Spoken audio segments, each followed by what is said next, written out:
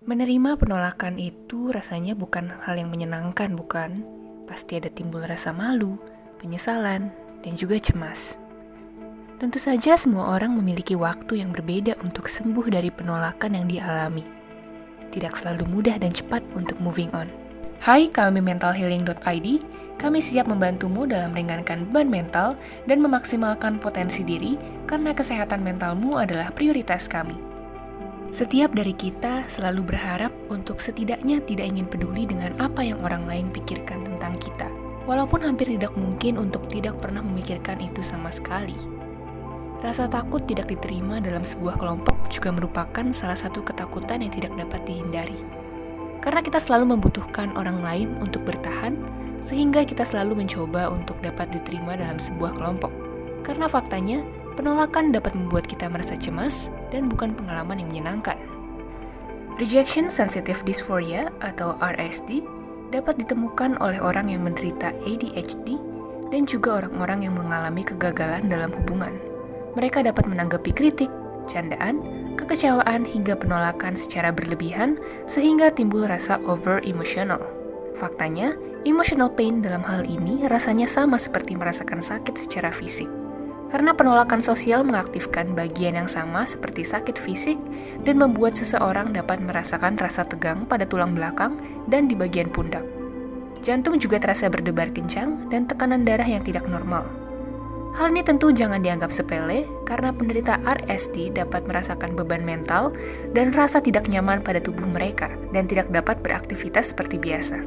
Mereka akan merasa ingin marah dan merasa diri sendiri adalah sebuah kegagalan dan secara berlebihan menegaskan betapa orang-orang tidak menyukai dirinya.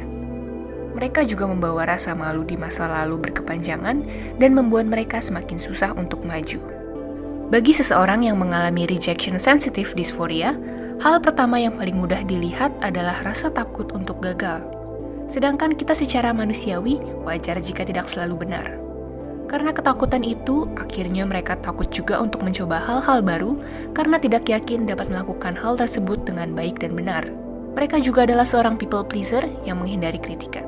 Ketika mereka menghadapi hal itu, mereka dapat menanggapi secara berlebihan dan sangat dibawa ke dalam hati. Mereka juga orang yang sangat pemalu dan suka menyendiri untuk menghindari penolakan tersebut. Ada juga perasaan takut mengecewakan orang-orang terdekat dan orang-orang yang disayanginya. Saat adanya pemicu, mereka dapat merasakan depresi yang mendalam dan pemikiran untuk menyakiti diri sendiri. Memang tidak dapat dipungkiri, kita mungkin secara tidak sadar hidup di dunia yang mengharuskan kita menjadi people pleaser. Sehingga kita selalu memiliki ekspektasi yang semakin tinggi karena orang-orang juga memiliki ekspektasi atas diri kita. Ketika ada saatnya kita tidak memenuhi ekspektasi itu, akhirnya kita menjadi kacau. Perasaan overwhelming juga yang dapat membuat seseorang berlaku impulsif, contohnya memutus hubungan secara sepihak, menutup diri, dan berhenti berkontak dengan orang-orang di sekitarnya.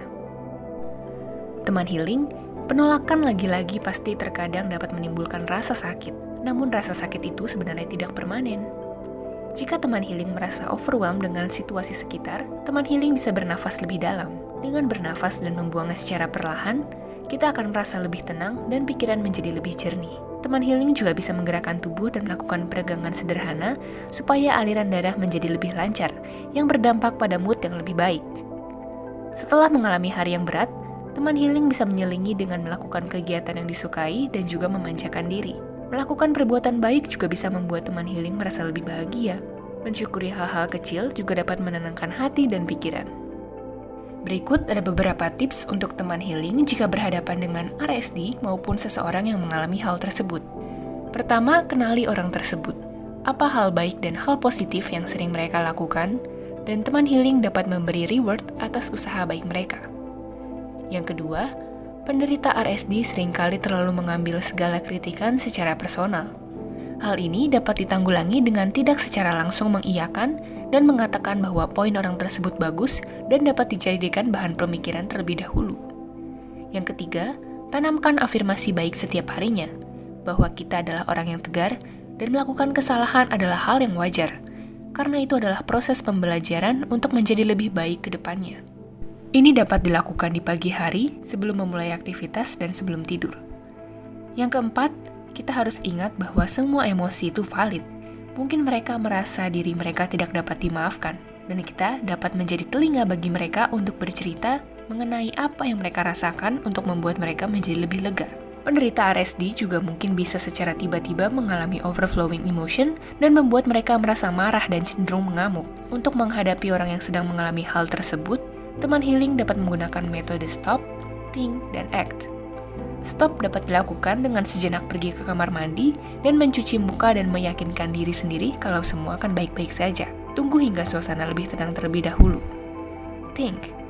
Berikan waktu bagi dia untuk berbicara mengenai perasaannya dan tidak disarankan untuk menghakimi dan memotong penjelasannya. Karena saat ini kita ingin mengetahui apa yang benar-benar ia rasakan. Act. Saatnya kita berdiskusi mengenai apa selanjutnya yang akan kita dan dia lakukan. Tentu saja bisa memulainya dengan permintaan maaf. Jika pikiran kembali dingin, maka semua akan berjalan lebih baik lagi. Namun, alangkah baiknya jika teman healing untuk selalu mengkonsultasikan pada ahlinya dan melakukan terapi untuk penanganan yang tepat, karena setiap orang pasti memiliki cerita yang berbeda. Sekian psikoedukasi hari ini. Jangan lupa nyalakan loncengnya, kami akan update setiap Rabu dan Minggu. Mentalhealing.id hadir untuk meringankan beban mental dan memaksimalkan potensi diri melalui konseling maupun kelas pengembangan diri, karena kami percaya bahwa setiap orang berhak untuk dapat menjadi versi terbaik dirinya.